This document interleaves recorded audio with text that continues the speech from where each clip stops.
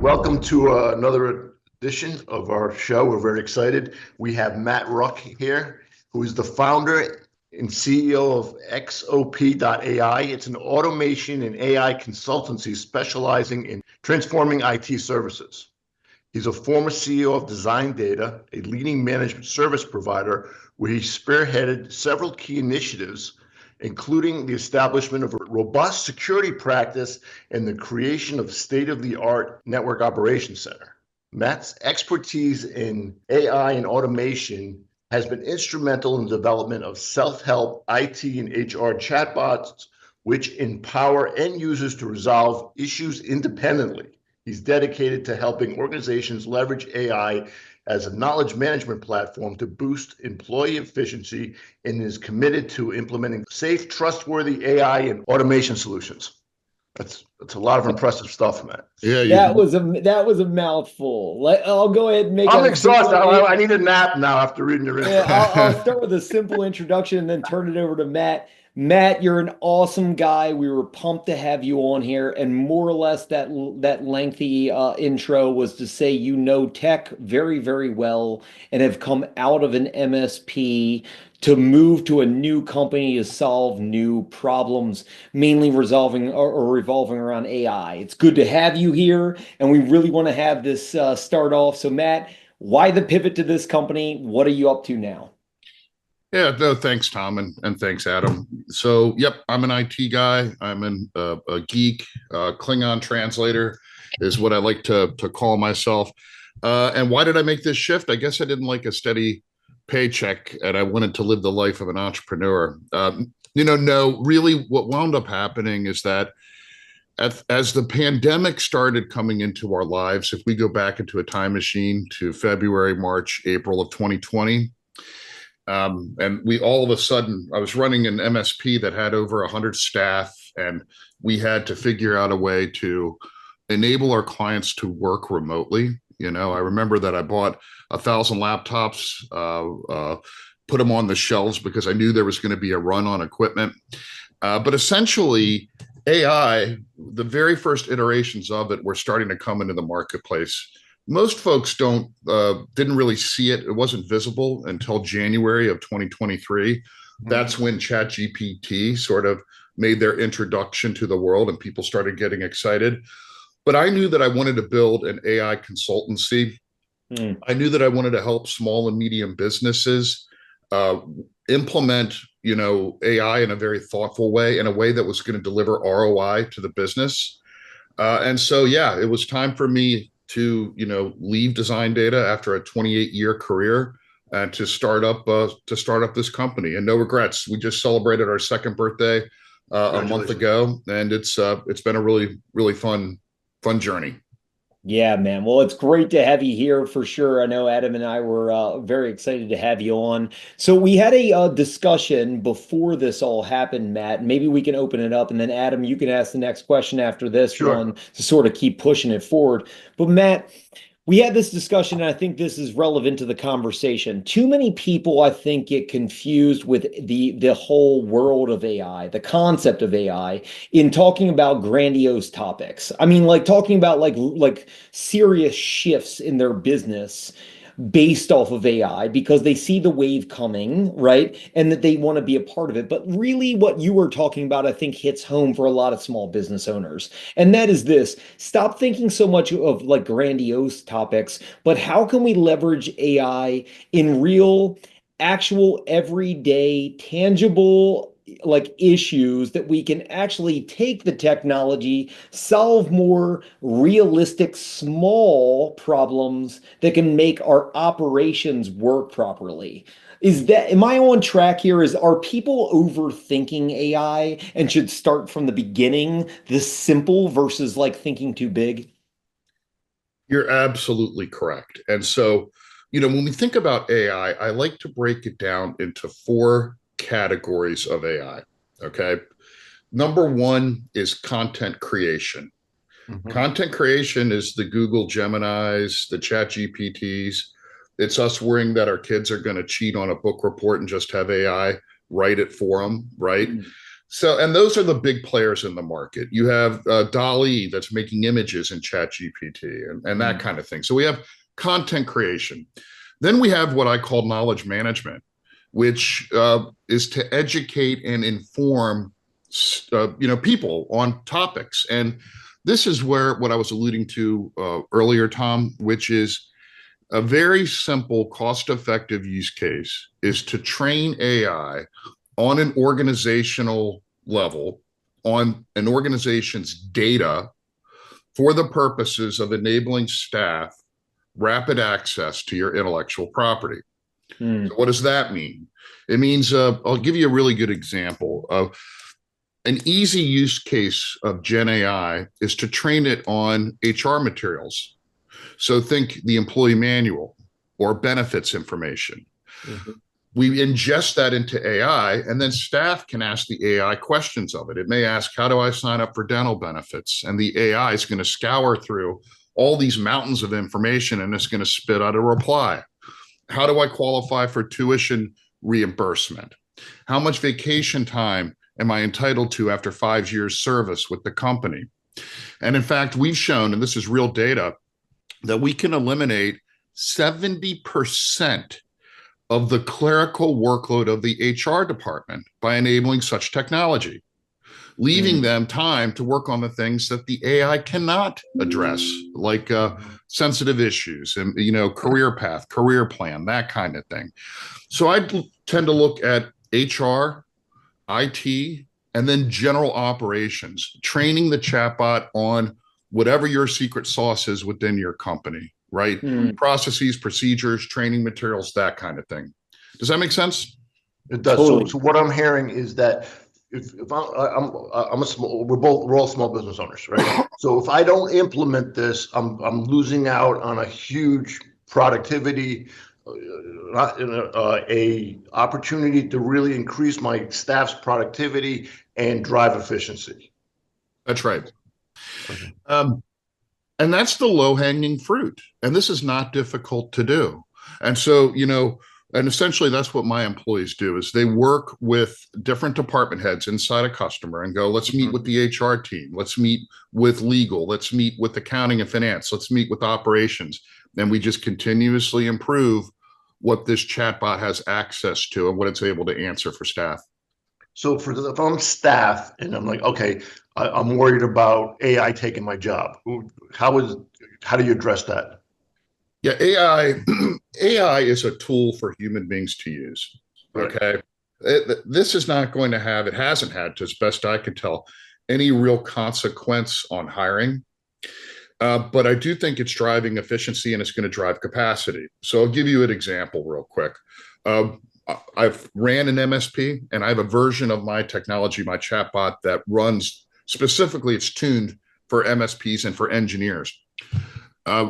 We will get to the point where we're going to make engineers 30% more efficient than they are today by giving them access to information that's difficult to find, historical ticket resolution data, customer documentation. So the AI has superpowers. It's not replacing the work of the engineer, but it's just going to make them more potent, more effective. The same thing's true in just about any industry. Think about you're a lawyer and you're drafting up a contract for a customer. AI might be able to give you a starting point, and it may be able to get 50% of the work done in 5% of the time. Now, the other 50% of the work, you're still going to need to have an attorney go through that. You're not going to trust the AI and make it, proprietary and specific to the client's needs. But it's another really good example of being, an assistant. It's not a replacement to the worker. All right. So now that brings up the topic that I really wanted to address here, and that is this. Prompting and training, right? So like the key with AI that I see, and I am not a nerd like you, Matt, is this. If you don't know what to ask or how to ask and how to improve the ask so that you get better answers or better results with AI, it is very limited as a tool. So help us understand the concepts of prompting. In other words, asking for what you want, and then training, like getting it to become better so that it actually produces the results or does the things you really want to do? Very good question, Tom. And there's actually a job out there now called a prompt engineer. And a prompt engineer is just simply somebody who knows how to talk to AI in a very comprehensive kind of way. And you're absolutely right. The quality of the responses you're going to get back from AI, it's all what you put into it and the context in which you give the AI to operate. So, I like to say it's a lot like being a journalist and you're writing a piece. You need to tell the AI what you're looking for, how you want them to behave, the role that they're assuming. You may ask the AI to inquire back to you with clarifying questions. And so, like if I'm writing, for example, a white paper on Gen AI, an executive's point of view, I might say to the AI, I want you to help me craft an article. This article is going to be, the demographic, the reader for this article is going to be a C-level executive. They're a COO or they're a CFO. They operate companies in the US, specifically in the banking and insurance industries. The persona is somebody who's inquisitive about AI, but tech's not their primary job, yet they have to make decisions. Ask me any clarifying questions so that I can help narrow the scope of this article for you. And it's iterative. So the AI is now conversational. You don't have to take that response and live with it. You can take it and say, okay, now I want you to clarify it in this way. And you start to manipulate it to get the best result. Okay, so then let's say we go through those throws, Matt. Like, how do we then get to the point where, like, let's say our prompting is getting better, but then we make it standard protocol for ourselves in being able to replicate it over and over again? Because a lot of times, like, I talk to small business owners and I'm like, well, I got a terrible result based off of this prompt, but then I sort of forgot like how I got to the good stuff. Like I didn't know how to like train it and then make it standard protocol that is just part of my business from there. How does that step take place? Yeah, I would be saving your prompts as you go. I would use Microsoft OneNote or, one of the note-taking pieces of software, and I would save them. I'll tell you also, the leading providers, OpenAI, ChatGPT, Claude, which is made by Anthropic, Gemini, which is made by Google, they're saving conversations and they're doing a better job of tracking that so that you don't have to reinvent those prompts on every occasion. But you're right, it's intellectual property. You want to save that. The other thing that I'll mention is that Gemini is becoming one of my favorites very quickly because in Gemini, it's got a microphone feature where you can talk to the AI and you're not typing, which I don't know, for me, that means that I have a much more comprehensive prompt that I'm giving the AI because I'm just speaking, and it's okay. It's more conversational versus you have to think about it, type it, and like I don't know about you, but I can speak a lot faster than I can type. Yeah, and by the way, it's okay to have a wandering kind of conversation. Like you can speak in sentence fragments. You can go, oh, and by the way, I forgot about this. You're interacting with the AI in a way that you wouldn't if you were just typing. When you're just typing, you get 3 or 4 sentences in, and then you hit the enter key and away you go. But when you're talking to it, you can just spend. My kids think I'm nuts because I'll be talking to AI on a Saturday morning. I'm talking to my laptop on the couch, and I'll be wandering in this conversation for like literally 2 minutes, 3 minutes. But then I wind up having a prompt that is a half a page long, and the result that I'm getting back is far better than I would get otherwise. A couple more things I'll just mention is that my customers that were early implementers of this and have done that knowledge management component, they have now evolved into automations. Okay, and there's something that's out there that I think your listeners, if they haven't heard about it yet, they're going to. Then the term is agentic AI. So like agent, AGENT, IC, space AI. Agentic AI is very different from Gen AI. And so to this point, we have had 3 evolutions of AI. Classic AI, which is really crappy chatbots that were on websites 5 years ago for the purposes of customer satisfaction, support, troubleshooting. They were chatbots. They weren't really good. Old chatbots, right? Then we had ChatGPT, which is now 26 months old, essentially the commercialized version. And, again, content creation, agentic AI, basically you're giving the AI a job to do and the ability to reason and the ability to take action. So I'm going to tell you a real world example because this will illustrate what it can do. This is an actual customer. This is something that we have in production, a real commercialized solution. Major internet service provider. I'm not going to disclose who it is, but it's a major ISP. And the use case was every time they send a truck roll to repair a cable cut, 3 out of 4 times the truck roll was warranted. 1 out of 4 times there was nothing that needed to be repaired. It was some other issue that was related to a cable, an actual physical cable cut. 25% failure rate.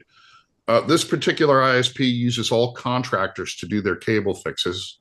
And so those guys are getting paid whether they do any work or not. If they roll, the truck rolls, they get the ISP is getting an invoice. They're getting an invoice, and order of magnitude is like it starts at $2,000. Okay, wow. So $2,000 for a service call to get 2 guys in a truck with the bucket, getting it out there to location. Okay, so the reason why they have a 1 in 4 failure rate is because when human beings are fielding phone calls from irritated customers because their internet connection is down, I'll send a truck out, right? We'll send a truck out, right. Even though 13 prerequisites needed to occur before a truck roll. This is all very well documented. This is a mature MSP. Okay. They're just not following protocol. So now we put an agentic AI solution in, which ensures that these 13 prerequisites are met before the truck roll is permitted. Nice. We got the failure rate down to 2%. Wow. We're saving them a minimum of $35 million a year. Wow. Yeah. That's intense. And I know like for a lot of our our audience, right? That's outside the realm of like what they would be able to produce in their own company. But if you bring it back down to light, like the amount of savings that could happen with a very small business could be impact wise the same, right? I mean, like there is something that we can identify here, right, Matt? That's what you're saying, that like legitimately AI could come in and really streamline processes, save a lot of costs, eliminate a lot of errors, really, unleash a lot of bottlenecks that occur. Is that correct? It is. And again, the starting point is knowledge management. Think of the world through the eyes of a brand new employee and how we get that person spun up sooner. Yes. Think of the world through the eyes also of the people that have been in the organization forever. I call these people the Jedi Masters. So you have all these Jedi Masters in an organization. They have all the intellectual property stuck up here. And they get barraged for questions all the time. Let's take that out of their brain, systemize it, and use it in AI to the benefit of everybody. Yeah. But also de-risking a situation where you have critical intellectual property in the minds of the high performers. Yeah. Okay, I wanted to address this question for a lot of small business owners too, and that is because of our original question of like people thinking too grandiose instead of thinking simple, right? A lot of business owners that I talk to, Matt, think that it is unaffordable to apply solutions that involve AI unless they straight up 100% DIY it and they already know the problems behind that. So can you speak a little bit about from a small business owner's perspective of like, is this stuff like in order to really get great results, does it really require a huge like outlay financially? Well, the answer to that varies dramatically across the spectrum of solutions. So you have tools that are free that you don't even need to spend $1 on, right? And they tend to, the ChatGPTs of the world, anybody can get a free account. There's enterprise solutions that cost buckets of money, okay? And then I'd like to think that most organizations, they want a professional solution. They want a tool that they can trust. They don't want their stuff out on the public internet. So you want to have your own private repository. I'll tell you that my clients are spending, approximately $6-7 per user per month to have their own private IT chatbot. So for a 100-person organization, they're spending, $600-700 a month for this licensure. Right. And so I think that it can be affordable. I think that Microsoft's AI, for example, which I like a lot, Microsoft has something called Copilot, and their version that they implement inside of business is called Copilot 365. And I do a lot of training on Copilot 365, and I use it every day in my operations. But Microsoft charges $30 per user per month for it. Yes. Prepaid. And so what I see when I look into organizations and I talk about their AI, those that implement Copilot 365, guess what happens? They only buy licenses for their executives. Yes. And maybe they're power users. Yes. So I see a 10% adoption of Copilot 365 in businesses because it's not affordable enough. They can't justify spending that money for their entire user community. Yeah. So what I want to do is I want to fill that void where, to your point, make it affordable, but also to the benefit of everybody. We don't want to be selective and say we have two different classes of users and only this class gets the tools. Yeah, that makes total sense. Makes total sense. Adam, I don't know what we're doing on time, but we got a few minutes. Yeah, let's if we can, Matt, I want to be respectful of your time too. Here's the question that I really like to end with. If you're a small business owner, help guide me with this. Where should I be focusing? What questions should I be asking now in my next steps for implementing AI in a way that I can start small and then build up? What is that question I should be asking?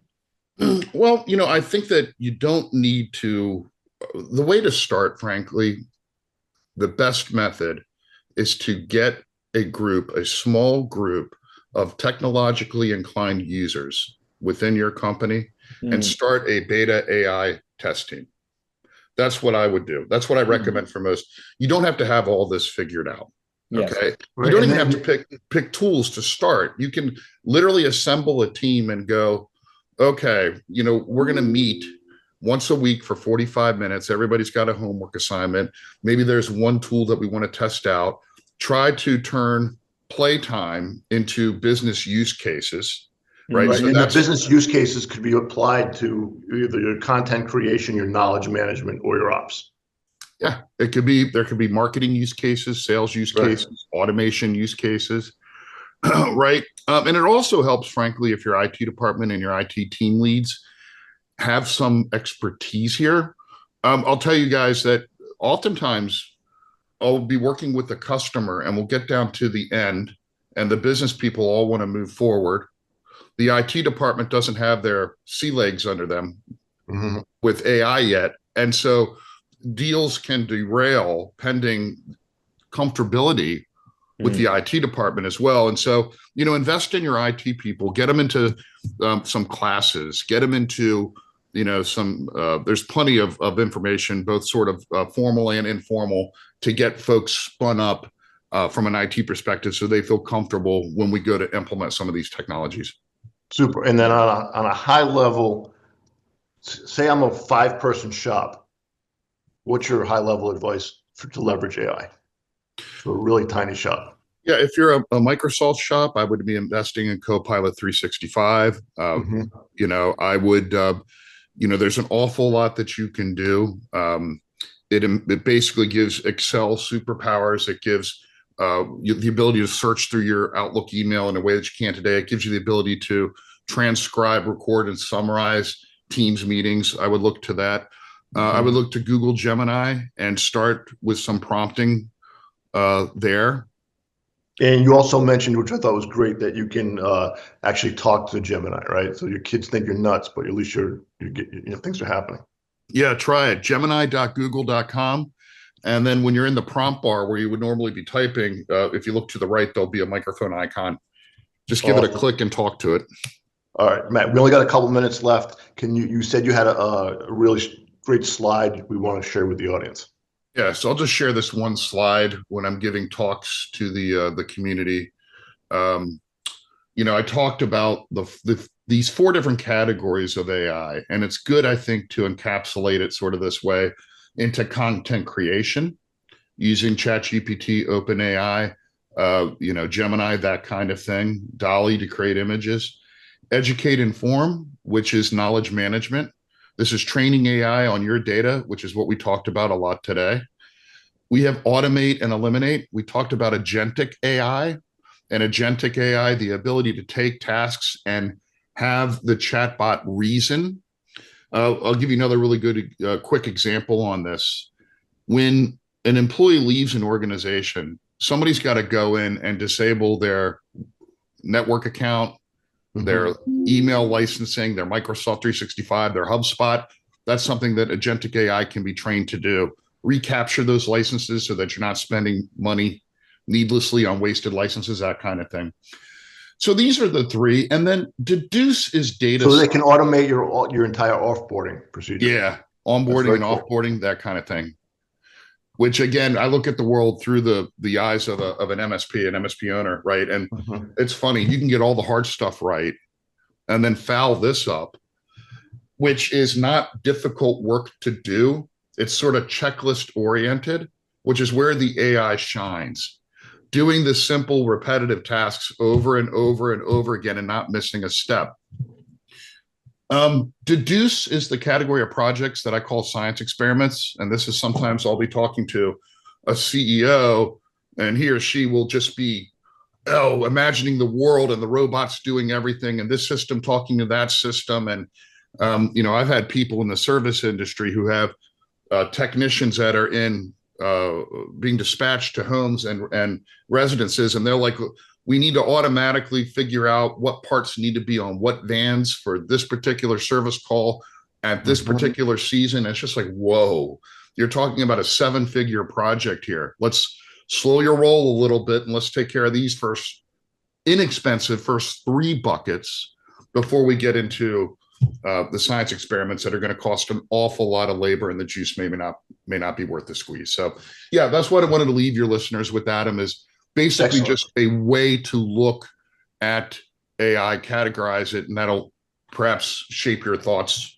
in terms of how you implement it within your organization.